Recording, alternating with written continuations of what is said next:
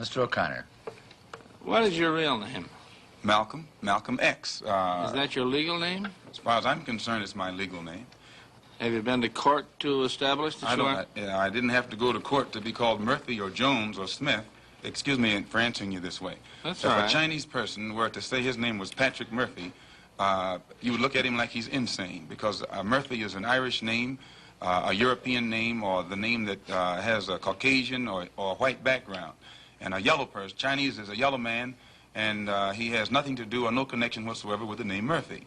And if it doesn't look proper for a person who is yellow or Chinese to be walking around named Murphy or Jones or Johnson or Bunch or Powell, I think it would be just as improper for a black person or the so-called Negro in this country, as we're taught by the Honorable Elijah Muhammad, to walk around with these names.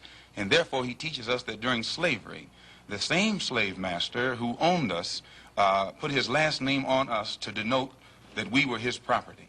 So that when you see a Negro today who's named Johnson, if you go back in his history, you'll find that he was once, his grandfather or one of his forefathers was owned by a white man who was named Johnson. If his name is Bunch, his grandfather was owned by a white man that was named Bunch. Would you mind telling me what your father's last name was? My father didn't know his last name. My father got his last name from his grandfather, and his grandfather got it from his grandfather, who got it from the slave master. The real names of our people were destroyed during slavery. Was there any line, any point in the genealogy of your family when you did have to use the last name, and if so, what was it? The last name of my forefathers was taken from them when they were brought to America and made slaves. And then the name of the slave master was given, which we refuse. We reject that name today. You mean you won't even tell me what your father's supposed last name was or gifted last name was? I never acknowledge it whatsoever. Let me ask you about the status of Elijah Muhammad. First of all, is he ill?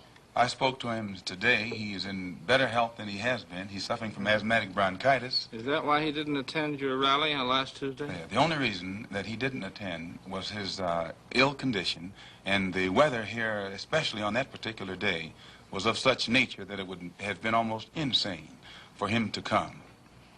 Well, now, did you hold that meeting last Tuesday because it coincided with the general election, the primary election? I think if you study the history of Mr. Muhammad's work and religious work in this country, we've had our convention on February the 26th every year for, I think, the past 33 years.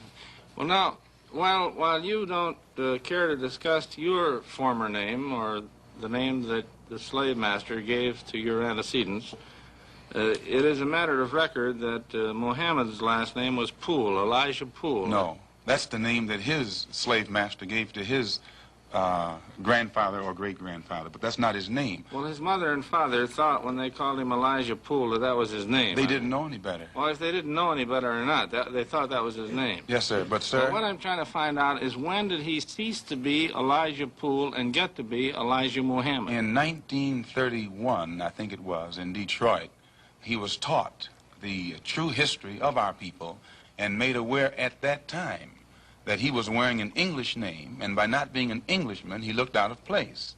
And his teacher gave him the name that he's wearing today, Muhammad, Elijah Muhammad. All right, now when did he become what he purports to be in your literature, the son of Allah? I've never heard the Honorable Elijah Muhammad referred to as the son of Allah. The prophet of Allah. I've never heard him referred to as the prophet of Allah. What do you refer to him as? Messenger of Allah. All right, the messenger of Allah, and I appreciate the correction. Yes, he says that a prophet is somebody who predicts the future, and he's not predicting the future, whereas a messenger is someone who carries a message that has been given to him by one who authors that message. Well, now, who gave him the message, and to whom is it supposed to be delivered? Master W.F. Muhammad, the one who taught him, is the author of the message. He gave it to the Honorable Elijah Muhammad, which makes him the messenger. And he's to deliver that message of truth and righteousness to the 20 million American so-called Negroes, which means he's to teach us the truth, which will awaken us, and then show us how to live a life of righteousness, which will automatically qualify us for recognition as human beings by all other righteous human beings here on this earth. Well, now, one other question. With reference to what Mr. Hurlbut asked you a little bit ago, you took a very moderate position of wanting independence without having any hatred for the whites. Do I understand that correctly? Hatred is not involved in it whatsoever. Well, I recall in a recent plane crash, I mean 2 or 3 years ago, or less than that, a charter flight on Air France in which a group of people from Atlanta, Georgia, were, as they say in the business, as they took off from Orly Field. And you were quoted at that time as expressing great gratification that this tragedy had occurred. Do you recall that? I recall it. What did you say? Do you remember? The press misinterpreted it and misrepresented it. What did you say? They said that it was made at a Muslim meeting. It wasn't. It was made at a rally of Negroes, Baptist, Methodist, Catholic, and otherwise in Los Angeles, who were rallying to protest the brutal shooting of 7 unarmed Negroes and what did you by say? heavily armed white policemen in the city of Los Angeles.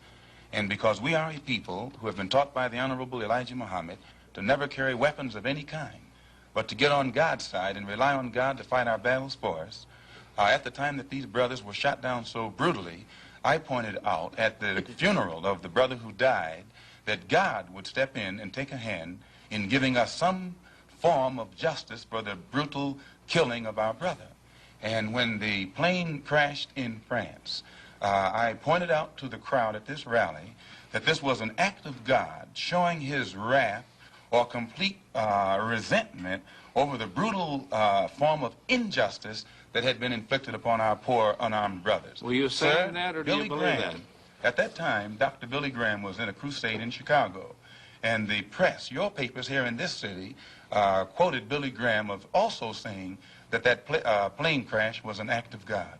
And if you take time to check the newspapers, I think that you'll find that this is correct. But no one thought that Billy Graham was so wrong when he attributed the crash of this plane to his God. But when we say that it come from our God, then we're looked upon as being, outrageous. I know, but you took the position that this was a matter of satisfaction to you for an injustice done against you, and I think that that's a trifle severe. We did not think that it was a coincidence that 120 of the whites on this plane came from the state of Georgia, a state that has the worst record in the history of America for the mistreatment of black people in this country. Worse than Mississippi? They maybe are a little less, Mississippi is a little less hypocritical today than Georgia, but both of them are still practicing the same thing.